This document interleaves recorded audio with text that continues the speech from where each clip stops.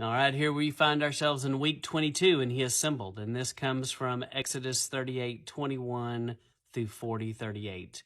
And so we've unpacked the golden calf. And so we took care of that. And then he goes on to go into detail about gold and silver, about the clothes, the ephod once again. And once again, when you look at the ephod study in Revelation, the foundational layers of heaven, and see how those colors correlate, which is kind of interesting.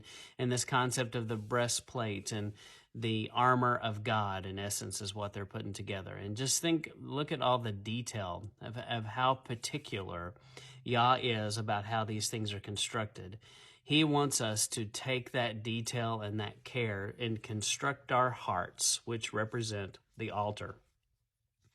Wants us to prepare our altar for him. And he's very specific about the things that can be in there and the things that can't. And you don't know these things if you don't study Torah.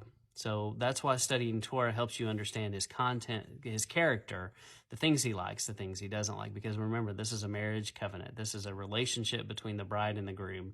And we want to honor our groom. So Moses sets up the tent, the tabernacle, and then at the end, this amazing moment where the Spirit of the Lord fills the tent. What a moment. Can you imagine standing there watching that happening? I mean, it's a jaw-dropping moment. Everyone is silent as they watch this. This is pretty impressive. So that is the lesson for us, I think, is that we need to prepare our hearts for him to live here. You know, he can't live in our hearts if it's a mess. If it's all polluted and tainted with other things, he can't live there. It needs to be clean, swept out, ready for him. Yeshua even talks about how, you got to clean your house and have it in order. So, once again, amazing that we have these Torah portions, that we can study this at our fingertips, so we can look at this on this device. We can read these scriptures. We can do searches and find all kinds of things. We can look at the Hebrew. We can see different translations.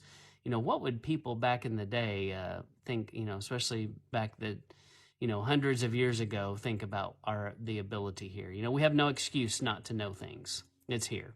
You don't need a priest. You don't need a pastor. You don't need somebody from up high telling you what you need to think. You need to figure it out.